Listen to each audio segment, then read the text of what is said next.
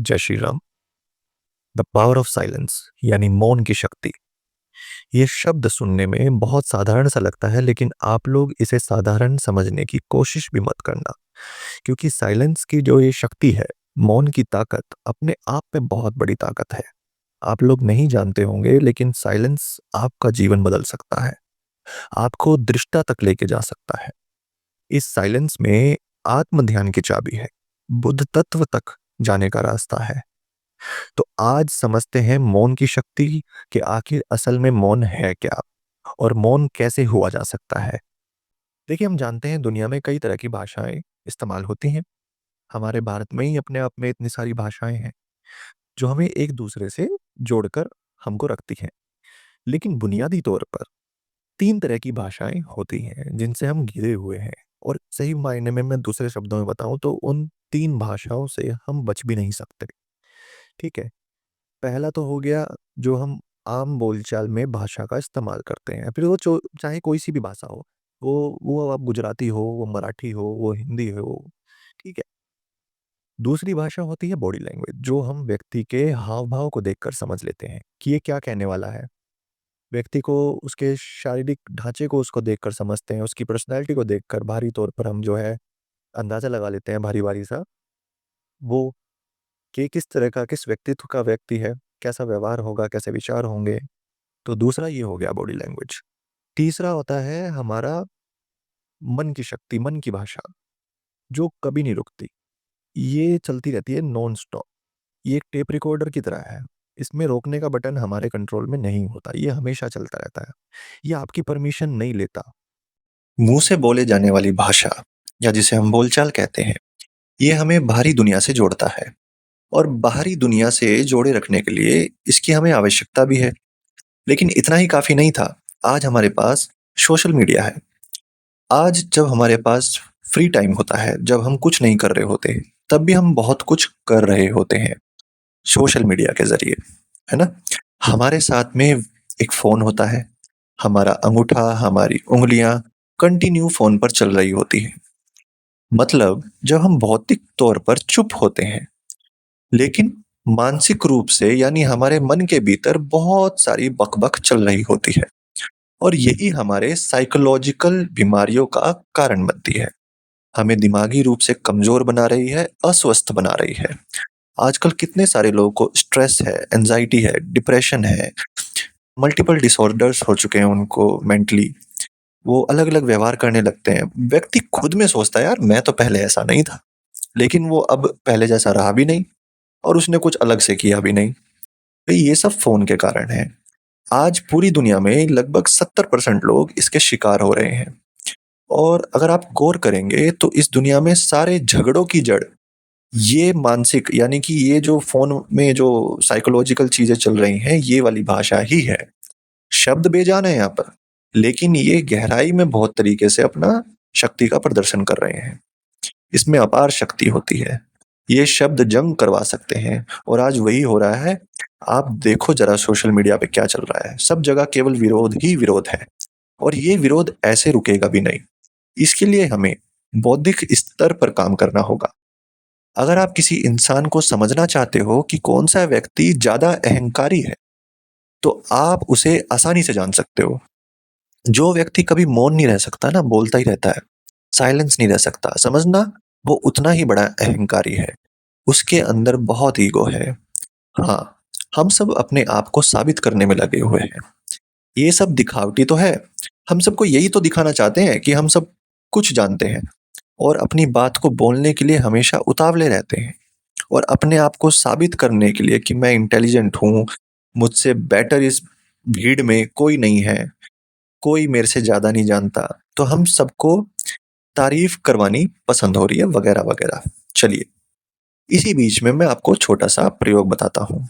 इसको आप आज ही करके देखना या जब आपके पास समय हो तब कर लेना, किसी भी दिन। कुछ देर के लिए आप मौन होकर सिर्फ़ मौन होना है, आपको और कुछ नहीं करना, आपको कहीं पर भी नहीं जाना। अपने घर या बाहर जहाँ भी आपको सही समय लगे, तो आप ये मान के चलो कि लॉकडाउन लग रहा है और आपको घर के अंदर बैठना है, अगर जहाँ भी आपको पसंद हो वहाँ बैठना है, लेकिन मौन रहना है।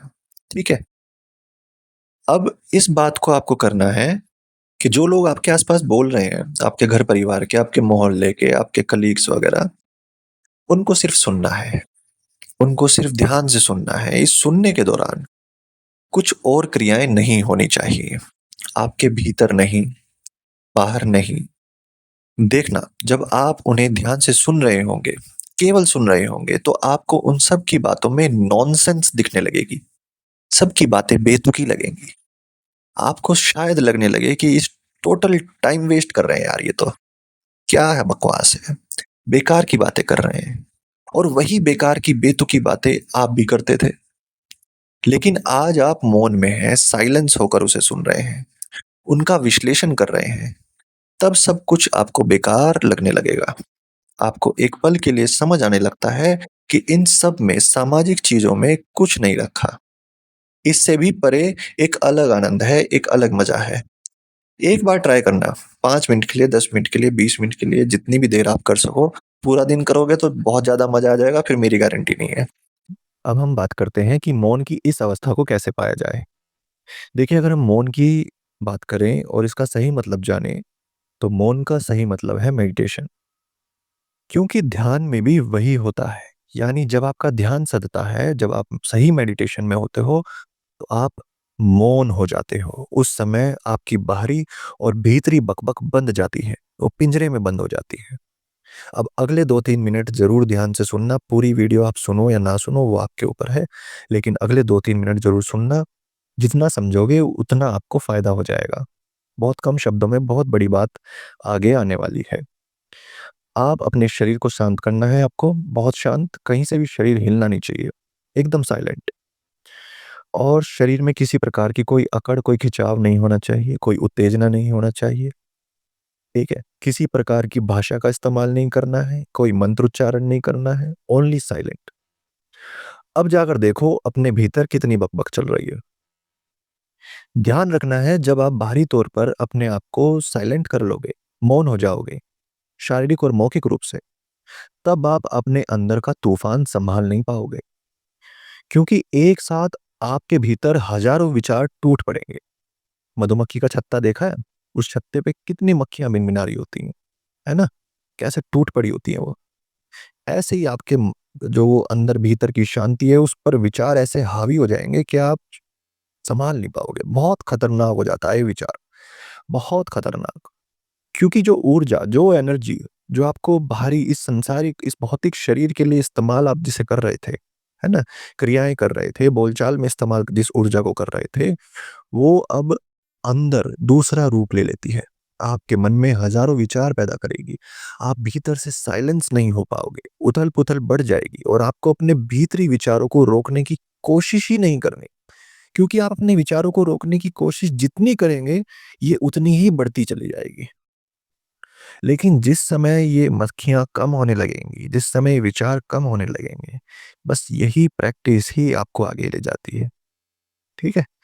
तो उन विचारों को देखो, आपको केवल उन विचारों को देखना है और जाने देना है। उनके साथ कुछ छेड़छाड़, कोई ज़बरदस्ती नहीं करनी। और अगर आप ये प्रयास करते रहेंगे, तो एक दिन आपके विचार आपसे हार जाएँगे और आप भीतर से शांत हो जाओगे, मौन हो जाओगे। और जब आपके अंदर की बक-बक, यानी आपके विचार रुक जाते हैं, सुनने की अवस्था आ जाती है, सिर्फ दृष्टा के आप देखने लगते हो, दृष्टा बन जाते हो, तब उस समय आपको केवल साइलेंस की आवाज़ सुनाई देती है, जो इस ब्रह्मांड की आवाज़ है। उस मौन की एक ही आवाज़ है। अब आप बोलोगे कि यार जब मौन हो रहे हैं तो आवाज़ कैसे आएगी? अरे भैया हाँ है, मौन की भी एक आवाज़ है। लेकिन कुछ लोगों को जब ये मौन की आवाज़, ये साइलेंस की आवाज़ सुनाई देने लगती है ना तो वो डर जाते हैं। और ऐसा हो सकता है, ये जो कुछ लोगों के लिए थोड़ा डरावना होता है, ये जब साइलेंस की आवाज़ आपको सुनाई देने लगे, तो समझो आप पूरे मौन में हो। आपको मौन की अवस्था प्राप्त हो गई है। और फिर ये शब्दों में नहीं बयान कर सकता मैं। इसको करना बहुत मुश्किल है। इसके लिए शब्द बने ही नहीं। जो मौन को सुन ले उसके लिए शब्द नहीं बना। वो बताएगा भी नहीं और बताना चाहेगा भी नहीं और उसको बताना आएगा भी नहीं। फिर शुरू होगा असली गेम। यानी जैसे ही आप भीतर से शांत हो जाते हैं, तब उस समय आपका अहंकार ज़ीरो हो जाता है। अहंकार ज़ीरो होते ही आपकी मुलाकात होगी आपसे, यानी आपके भीतर मौजूद वह तत्व जो अछूता है, जिसे ना तो आग जला सकती है, ना पानी भिगो सकता है, जो अजर है, अमर है। जब आप उस तत्व को जान जाते हैं, तब आपको लगता है कि मैं ही हूँ, यानी वो तत्व ही है जो सबके भीतर एक ही है। आपको सब में वो वही विराजमान दिखाई देगा। आप इस यूनिवर्स में अपने आप को ही देखेंगे। हर चीज़, हर वस्तु में केवल आपको आप ही दिखाई देंगे। देखो, मेरे पास में ना बहुत सारे कमेंट आते हैं। वो कहते हैं कि सर ये बताइए मैं कौन हूँ? तो ये सबसे सरल विधि है। आप कौन हो आपको खुद पता चल जाएगा, बस ये कर लो, ठीक है? अपने आप को जानने की कि आप कौन हो। आपको कोई नहीं बता सकता कि आप कौन हो, ये केवल आप ही जान सकते हो। कोई मोटिवेशनल स्पीकर, कोई यूट्यूबर, कोई कुछ नहीं आपको बता सकता। ये सब फालतू की बातें हैं, बेवकूफ़ बनाने वाली बातें हैं, ठीक? वीडियो आपको कोई भी परमानेंट सॉल्यूशन नहीं दे सकती। परमानेंट सॉल्यूशन आपके भीतर बैठा है, वो गुरु दे सकता है। जब तक आप नहीं जानना चाहोगे कि आप कौन हो, आपको दुनिया की कोई ताकत नहीं बता सकती। ये सीधी बात है। तो आप ट्राई कर सकते हो इसको, 1 दिन में तो नहीं होगा पर हाँ, कुछ दिन में ज़रूर घटित हो जाएगा। 1 घंटे के लिए, आधे घंटे के लिए, 15 मिनट के लिए जितना आप कोशिश कर सकते हो रोज़ाना करो। अपने भीतर उस पागलपन को महसूस करो और मैं कह रहा हूँ आप उस पागलपन को महसूस करने भी लग जाओगे। आप बेचैन हो जाओगे कुछ दिन के बाद, जब आप नहीं करोगे तो कि नहीं यार मुझे तो करना है। लेकिन हाँ, अगर ये प्रयोग धीरे-धीरे किया जाए तो ज़्यादा अच्छा है। एक दिन में ही आप फन्ने-खा मत बनना। तो एक दिन आप इसके अंदर निपुण हो जाते हो, याद रखना, मौन मतलब आपके शारीरिक रूप से, मौखिक रूप से और विचारों से केवल शांत होना है। ये तीनों क्रियाएँ आपको रुकनी ही है, ठीक है? रोकनी है, बिल्कुल रोकनी है। रुकते ही आप उस चीज़ को पा जाओगे जो आप ढूँढ रहे थे। जो आपके पास बचेगा, वो मौन होगा। जो आपको दिखाई देगा, वो मौन होगा। जो आप महसूस करोगे, वो मौन होगा। ठीक है? वो साफ-साफ आपको दिखाई देगा, सुनाई देगा। कुछ लोग इसको परमात्मा कहते हैं, कुछ लोग इसको आत्मज्ञान कहते हैं, कुछ लोग इसको मौन कहते हैं, कुछ लोग इसको सूक्ष्म शरीर बोलते हैं, सबने अलग-अलग नाम दिए हैं। ये प्रोग्रामिंग है एक तरीके से, इसको करनी पड़ेगी, खुद ही करनी पड़ेगी। जैसे खाना खुद ही हमें टुकड़ा तोड़ के अपने मुँह तक ले जाने आता है, कोई दूसरा आके नहीं पिलाएगा आपको, ये चीज़ भी हमें खुद ही करनी पड़ेगी। तो आप लोग मुझे कमेंट कर सकते हो। उम्मीद है आपको वीडियो अच्छी लगी हुई होंगी। अपना प्यार ज़रूर बना के रखना। जय श्री राम। धन्यवाद।